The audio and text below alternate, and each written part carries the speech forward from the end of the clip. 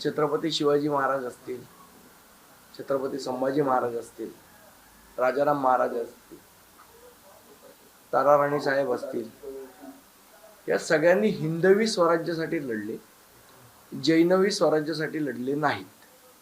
Number 1. Number 2, या लोकांना कुठल्याही लढाईचा इतिहास नाही. त्यामुळे कुठेतरी आपलं नाव घुसवावं. साधं आपण बघितलं तर भारतीय सैन्यात मराठा रेजिमेंट आहे, जाट रेजिमेंट आहे, राजपूत रेजिमेंट आहे, सगळ्या रेजिमेंट आहेत, पण जैन रेजिमेंट नाही. त्यामुळे यांना कुठलाही वॉरियरचा इतिहास नाही, कुठल्याही लढाईचा इतिहास नाही, कुठल्याही शूर पुरुषांचा इतिहास नाही. त्यामुळे कुठली तरी नावं स्वतःकडे घुसळं आहे, त्या दृष्टीने धंदे चाललेले आहेत. खरं तर हा निरर्थक वाद उगाच पेटवावा.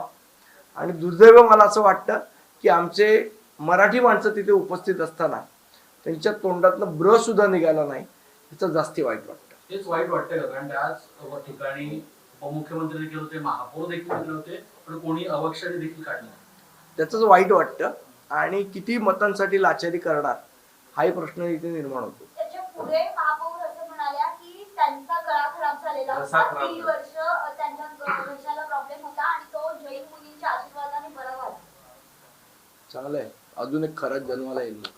अशी जर आशीर्वादाने गळे व्हायला लागले तर गिरगावमध्ये आपण जर बघितलं तर जैन धर्मियांच्या देरासरांना गॅस सिलेंडर पुरवा असा मुद्दा, अशा पद्धतीचं पत्र. मला वाटतं मंगलप्रभात लोढा वगैरे आहेत ना, हे तर 1 नंबरचे पार्शियल लोक आहेत. हे तोंडावर सगळं बोलतात की आम्हाला काय हे नाही, आम्ही सगळ्या धर्मांना घेऊन जाणार आहे, पण हे मनातनं पक्के गुजराती आणि जैन लोकांना सपोर्ट करणारे लोक आहेत. मराठी द्वेष्टेच आहेत. आणि मग म्हणून यांना जैन टॉवर वगैरे बांधावे लागतात ना. जैन युनिव्हर्सिटीचा मुद्दा देखील त्यांनी उपस्थित केलेला होता. सध्या जिथे नेहरू सेंटर चालतं, तिथे खेळ चालतात मुलांचे, मराठी मुले देखील तिथे सहभाग घेतात. ती जागा घेऊन तिथे ते जैन युनिव्हर्सिटी बांधायची आहे. आणि शिकवणार काय जैन युनिव्हर्सिटी? बेपार नाही. त्यांचं हेही म्हणणं आहे की खरे मराठी जर कोणी असतील तर ते जैन आहे. सरनाईक, पाटील हे सगळे जैन. मला असं वाटतं एकदा इतिहास असं आहे, ही मुद्दाम जाणीवपूर्वक निर्माण केलेले वाद आहे. ज्यांनी आयुष्यात कधी मुंगी मारली नाही ते लढाई कुठनं करणार? झुरळ मारलाय का कधी कुठल्या लोकांनी? आणि मग त्यांनी इतिहास लढाईचा सांगावा किंवा शूरवीरांचा इतिहास सांगावा.